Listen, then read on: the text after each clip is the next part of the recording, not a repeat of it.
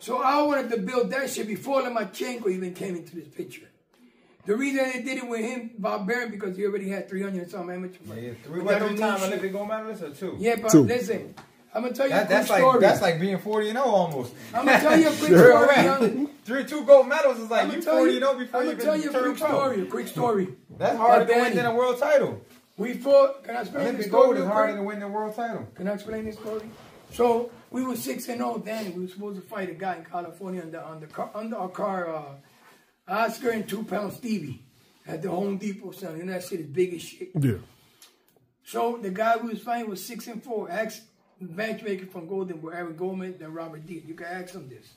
Everything I'm going to tell you, I'm not, that's one thing I don't do. I don't lie. 2 things I hate is a lie and a thief. Okay?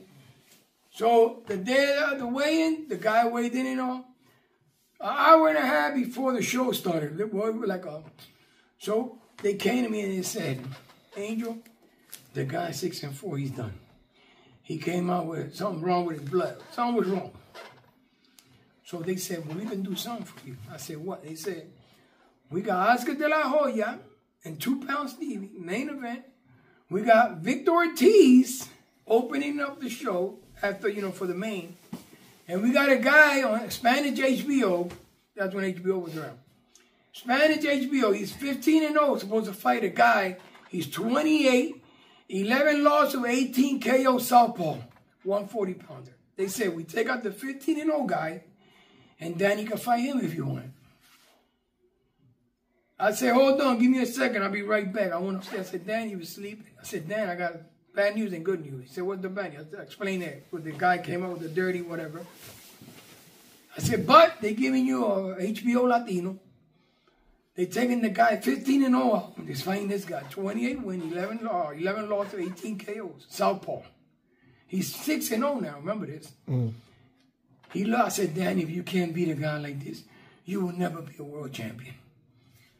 He went out there, and that day, I met Alexis for him. Alexis Arguello was my best fighter of all time. And I met him for the first time. I heard somebody talking before the fight.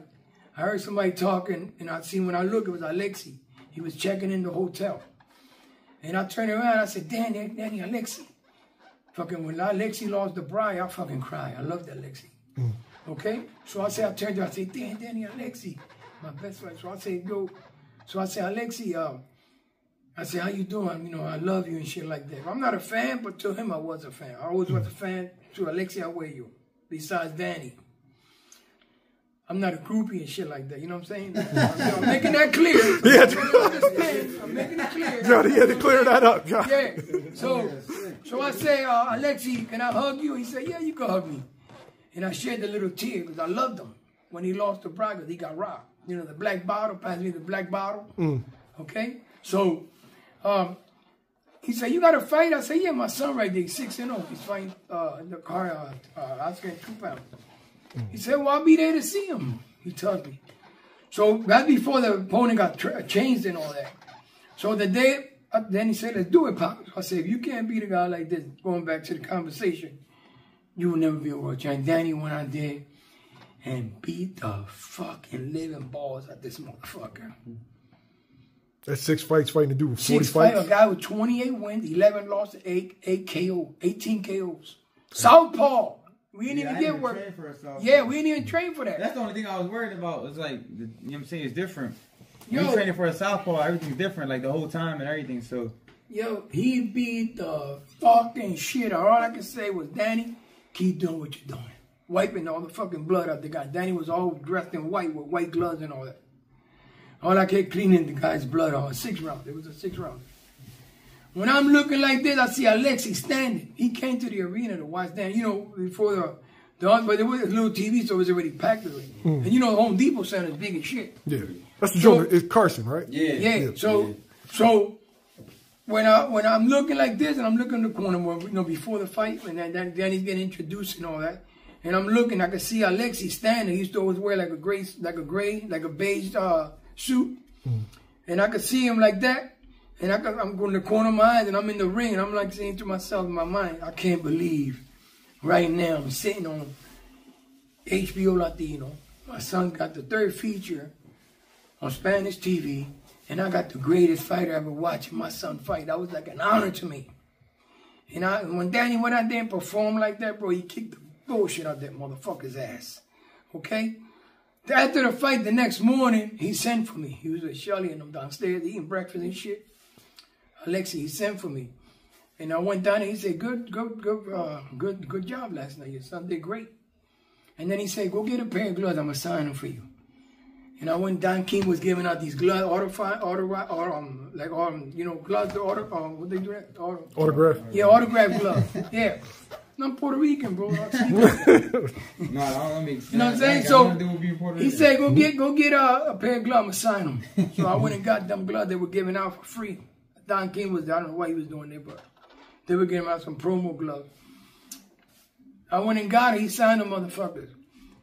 After that, bro, that was the last probably set of gloves he ever signed after that. Then he committed suicide. So I got them gloves home, brother. And then I went with Garcia, you know the Cup man Garcia? That died of cancer. Floyd Mayweather's Cup man. Yeah, I know. So he was a friend of ours because he was Danny's Cup man too. He was coming up in the, in the boxing world. Because he worked with Golden Boy too as a Cup man. And I went to Garcia's house in Vegas. And they had a bunch of belts in the corner. I said, Garcia, whose belts are them? He said, they were Alexis Arguello's belts. I said, how the hell did you get them? You know, he trained Alexis at one time. He said, Alexis gave me them belts because he didn't want to take them back to his country. So he held them for him and then he told him to keep them. And I'm saying to myself, damn, because Garcia had no kids. He only had like a daughter. He was already like 80. He was already like sick. And I wanted to tell him so bad, can you just please give me that as a will, the belts? Like put it in your will? But I didn't dare telling him that. And then he passed. I don't know what happened to the belts.